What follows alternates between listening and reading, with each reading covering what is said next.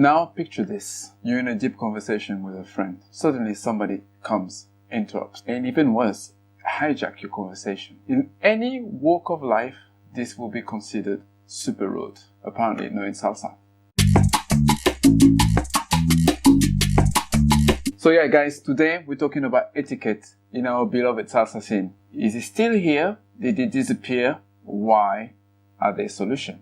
You know, sometimes I'm very nostalgic about the old times where people were just dancing, like for example here. It was full of respect, manners, people were being invited, people were accepting dances, and true, okay, it was a bit patriarchal, I admit.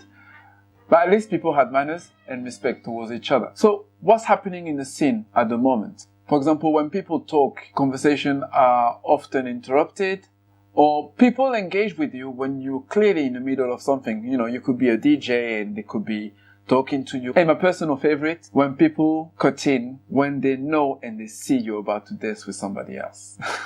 I'm sure most of us have experienced this lack of etiquette. So yeah, one day I was at a festival, I was talking to my friend and somebody came in and just hijacked the conversation completely. I don't know, I was thinking how rude is that? And then that person, proceeded to actually sit on our table and then started to talking to all of us and so on. And she actually complimented me at some point. And, all the resentment that I had just vanished. Yes, I know, I'm vain. This lack of etiquette happens nearly at every event, every festival. And it happens because we let it happen. We let it slide, we don't do nothing about it, and it keeps happening. I am guilty of this too. I probably do the same because I am still part of the scene, and somehow whatever is in the scene, gets learned and maybe it becomes a culture. So we don't address it. It keeps happening. Because it's easier to kind of just let it slide. It's easier not to do nothing about it. It's easier just to keep the good vibes going on, right? So the question to ask is why this keeps happening. There are many reasons. One of the reasons is because people want to dance and don't even think twice before interrupting a conversation. So it's all about getting that dance. It's now or never. There is a bit of self-centerism.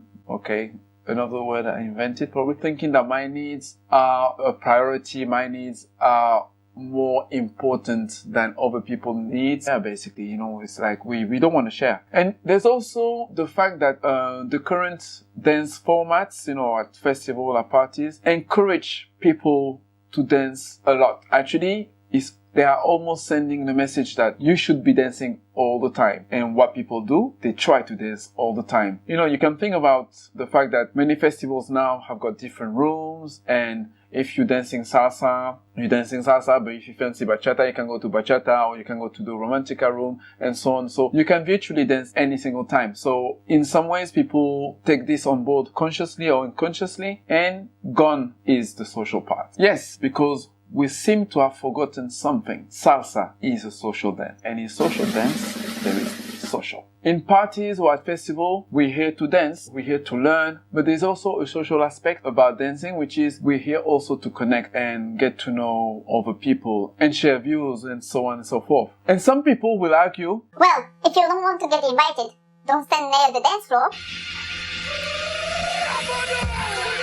But for me, that's a weak excuse because it tries to make something inherently, chaotic, unpredictable, something rigid and transactional. And life doesn't work that way. In life, things happen. It's just a flow. You might meet a friend and you stand next to the dance floor and you start talking, and then somebody will come, interrupt your conversation in a probably rude way and ask the other person to dance or ask you to dance. And social dancing isn't just about accumulating dances. It's about engaging with people, really connecting with them. So yeah, like I say, I'm guilty of it myself, but I believe maybe it would be good to bring etiquette back. Salsa has always been about social connection, and somewhere along the way something got lost and the dance itself has become the goal. Even if it means denying, even if it means disregarding basic respect. Just because we are in a dance scene doesn't mean the normal rules of society don't apply, especially the rules between people. In a party, in a festival, even if we're dancing, we're still part of the society, and the rules that apply here